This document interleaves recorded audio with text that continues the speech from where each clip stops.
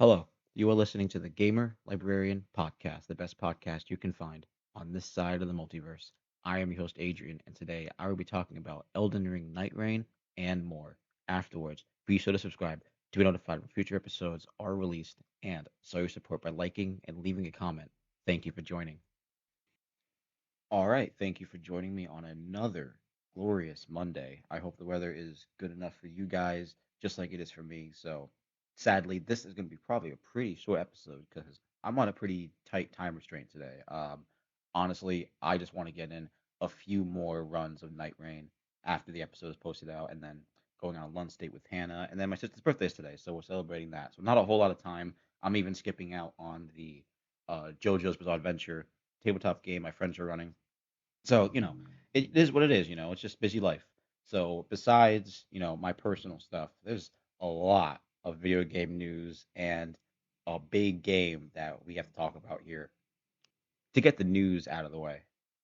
We are in peak video game announcement season. I mean, Summer Game Fest is right around the corner. So, I want to talk about predictions in a little bit for what we're going to be, maybe seeing. But we have some maybe smaller scale games that seem pretty intriguing to me personally that I want to keep an eye out for. Snowtown Creek. This seems to be more like a Stardew Valley type pixel-esque adventure game. It's actually like first person and stuff, which seems pretty cool. It's pretty much just like a shopkeeper simulator, but it has a little more like theme style to it, like some games do now, which is pretty cool, like a 90s style computer vibe. It actually seems pretty fun. I'm gonna try and keep an eye out for it eventually. And then, a fun game that seems pretty goofy and hilarious is Winnie's Hole. It's a horror-esque take on Winnie the Pooh and his stuff. So that seems pretty fun. Maybe we'll play that game for the holidays or like Halloween and stuff. You know what I mean? The spooky holidays. October. That's my birthday, so it's gonna be really fun. Don't know what we're gonna be doing for that. Sadly, though, game announcements aren't always fun and rainbows. There's always, game cancellations and companies closing. And apparently, EA is has companies on the chopping block with their projects. A big project was namely cut, a Black Panther game, and we know that they're also working on a bunch of other Marvel titles, like I believe an Iron Man game and the Captain America Black Panther game. I believe is also EA. So it's really odd seeing whatever's happening here. I think that's EA.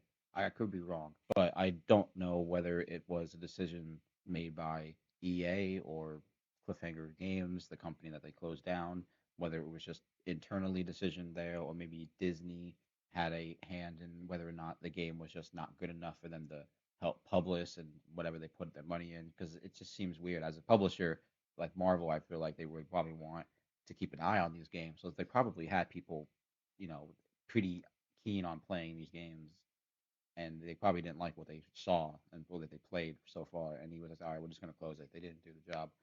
Who could say? Maybe in like 10, 15 years we'll find out.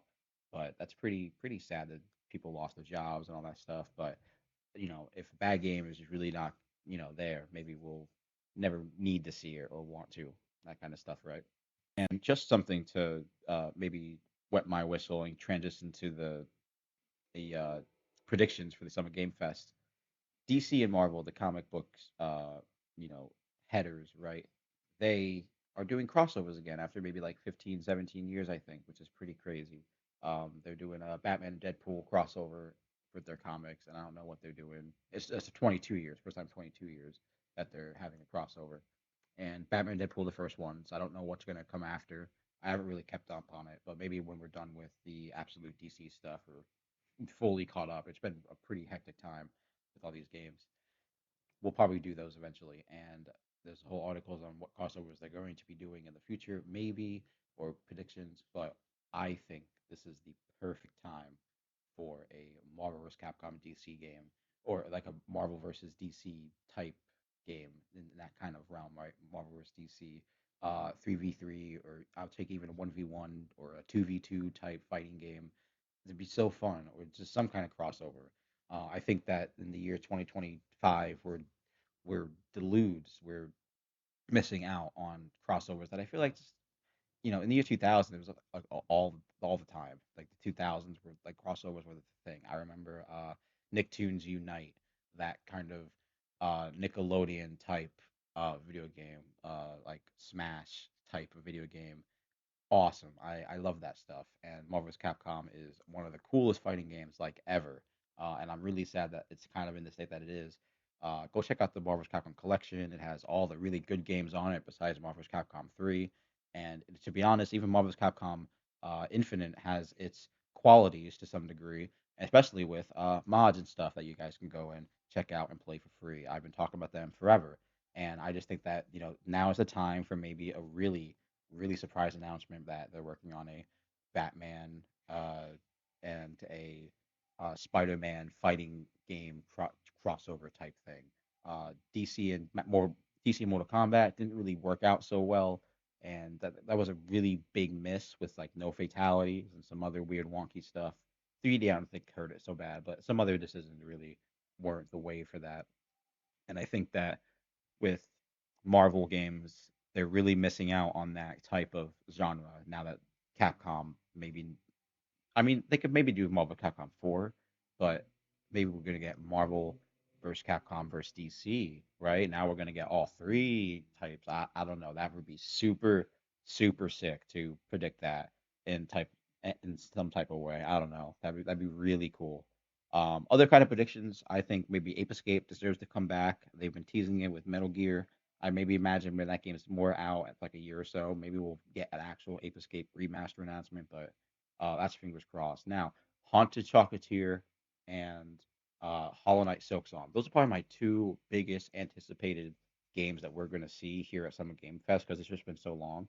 I know that the developer for Stardew Valley, who's working on Haunted Chocolatier, has said he's transitioned from full work onto Chocolatier, and now Stardew Valley is just kind of in like a stagnant state for a while, which I think is good. That game's got like 10 years worth of updates. I mean, that's crazy. Hopefully, it does get more updates in the future. I don't know if a Stardew Valley 2 is necessarily warranted. I mean, it has like mods and stuff, but I'm sure Stardew Valley 2 is definitely on the way. He's even talked about it, I believe, in the latest interviews before. But I'm more excited to see Haunted Chocolatier. That's going to be awesome. Super sick. And then Hollow Knight Silk Song. I'm going to say it co op. I think it's co-op that is really what made them like hold back and take so long with showing off this game and it coming out. Because we saw gameplay for it way back before, and that just seemed pretty crisp. It seemed like they had a pretty good concept of um I think her name is Silk. I don't remember her name. Queen Viper, something Sting, something like that. I forget her name, but her play style seems super awesome, flipping around and using the needle and stuff. That seems super sick. I think they're gonna do co-op where you're gonna play as her, like main character, and then Hollow Knight, the more familiar character or somebody who's a new player to Hollow Knight games. They can play that character, and I think it's probably gonna go the four-player route because it's to tradition to another game we're going to talk about. What the fuck are we doing in the year 2025 where games are relatively designed to not be oddly group co-op, but just specifically a minute version of it, like three players. I mean, two players okay in some versions. Like I think games like It Takes Two, games like the one we break out of prison, No Way Out, and then the new one, Split Fiction. Those type of specific co-op experiences where like it's just two people, awesome, totally awesome. And then you can have that for Silk Song. Four people, I think maybe for side scrolling experience, very like Mario Bros. Or I think the Kirby games even have four player co op now. I feel like that's like maybe the wave now. You don't have to have it, but I feel like more people just makes the game more fun. And to get into the other game, the three group game, Elden Ring Nightreign, it is actually really disappointing that this game only has three players because for the most of the weekend it's always just been myself or one of my friends just being excluded for a run or two just until somebody else tags out or somebody has to go or something like that, and it's just like, oh, we really can't just get like a four-person game going. You really can't have like one more person and have the difficulty be a little higher because the game is relatively hard even with just three people. It probably would be a little smoother with four, but they could probably, beef that up in some way. I mean, some of these bosses already have like mobs in the middle of them, so I just feel like four people is just I think it's coming. I think fourth person is gonna come because this game's probably not gonna hold on as long, especially in the long term this year when it comes to game of the year. Maybe if it becomes that kind of game, and the DLC, I don't want to wait a year for the DLC. I think the DLC should be like a shadow drop, like Game Awards December type of stuff. I think that's probably the best timeline because you kind of see a lot of the overworld stuff. I think early on, from what I've seen, from what I've seen, I've only beaten a few bosses, and it just seems like there's not a whole lot of difference from beginnings of the runs to restarting and wanting to go back and stuff. Obviously, by the end of your run with the bosses, you're pretty different in your customization, but by the end of it, it kind of changes. Overall, I think that it's still fun and it runs really well. I've only really had one game have a connection issue over like the 25 hours of playing this game, but it's been pretty sick. I just think that the classes are pretty good. I like the variety and the amount of them. Even on the 3v3 game, I've always feel like the composition's always been great. Even when it's two of the same classes, I never had a version where it's team of one class, just like all Wilders or all Revenants or anything like that. I haven't had that, but I've only had uh, like just duo and then like one other ones, and that's been pretty good. And it's pretty good when you don't actually have full cooperation. Actually, I like the matchmaking in this game. I wish there was a little more communicative options rather than just emotes for getting people where you want to do or go. I think that the marker stuff is good. It's like, oh, hey, this is my marker. I'll be going over here, and you can look at the map and just be like, okay, someone's doing that. I think that's good for like side quests or like the more personal stuff. Like if you're a mage or something, you can go to the towers, or if you have to go and get like a specific type of poison weapon, that's all kind of cool. And the relics, I think, are awesome. I wish there was a little bit more to the customization of some of the characters, maybe just some like armament stuff or like equipment. But overall, I don't think it's that detrimental to the game. I think the gameplay loop is still pretty fun and solid on its own way. Maybe an Elden Ring Nightreign 2 will be more fleshed out, but I think specifically this is more of a test run for the Elden. Yeah, no, I'm sorry, Dust Bloods. It's just called Dust Bloods. It's not part of any other version. It's just flat called Dust Bloods, and I think that one's going to be the bigger game because it's going to also probably have PvP and some co-op stuff from what we've heard from the interview. That's awesome. I think that this game probably should deserve PvP stuff, or at least like a mode. Elden Ring Night Raid should have like a mode for PvP. I feel like it would be a little more dynamic if there's another team of three people that you can find and maybe just interact with or battle like the um the invasion stuff from the other Souls games. That'd be awesome. I think that'd be really, really super sick. So this is probably like the base game of it, and that probably stuff will probably be made later on in Night Rain. But Dustblood seems to be the more dynamic version of this with how it's going to go, especially with how they talked about some of the things becoming co-op with your character quests and having to team up or fight each other. That seems really, really sick in Dustbloods. So I think this game's awesome. I know that a lot of people are uh, very negative on some of the aspects of it. I wish that some of the things were different, namely if it's four person. I think if there was four people in the game, nobody would ever have a really big issue with the issue. Because even like there's a solo play, which is awesome. You could just practice runs on your own, try to get as far as you can with any class. It's just basically test runs. I enjoy that. I think that's fun. You can test out some of the mechanics on your own in your own time. It's dope. I really enjoy that. So this game is super sick, and by the time this episode is out, I'll probably have another run already down. And besides that, a single player game that's another Souls like from what I've seen is another's Crab's Treasure. I'm gonna try and beat that game by the end of the week or so. Talk about it next episode because I've been dying to play this game ever since I saw it came out. And Asmongold was talking about it. He said he loved it, so I'm pretty excited. It just seems fun to be a little crab and fight and get your shell and stuff. I played a little bit at the beginning of it, so I'm gonna try and finish that. And then obviously Mario Mon and Final Fantasy 11 I'll be doing. Mario Mon's definitely more of the focus, simply because it's on my phone. I could play that a lot easier than Final Fantasy 11. That game is so archaic and old that I'm actually fighting like menu system to use it. I mean, just trying to get the chests open is actually a bit of a hassle. It's pretty annoying. So other than those games, we're not really reading much manga. Having a lot of the time to just sit there and scroll on my phone for a bit and read manga at work. Been playing Mario Mon.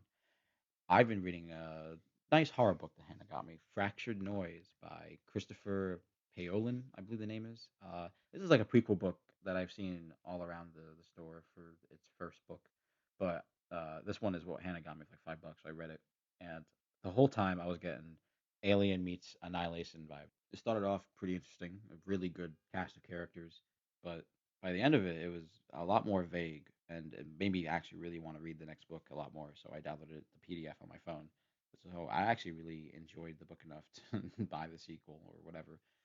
That's pretty much it. So next episode, I'll be reading hopefully that by the end of it. But the first book wasn't necessarily clear on a lot of its specific events and things that happen. It's like a space book, so obviously things are just taken in fictional context, but it doesn't necessarily try to describe how anything happens or why anything happens the way it does. That's very annihilation of it, right? That's kind of what annihilation is. You don't necessarily get the full picture because things just kind of happen. That wasn't necessarily a bad thing, but it was the characters that super drive that book. It really was the characters. I think the characters in this book were far more interesting than the characters in Annihilation, and they have a lot more dynamicness to them, like the characters in Alien, which is where that comes from. So I think that this book is really good mix between the two for better and worse, and both ways. That's the best way I can describe the book. So the sequel, I'm actually really excited to read. We're gonna try and read that as fast as I can because I'm like I wanna understand. I wanna know what is happening.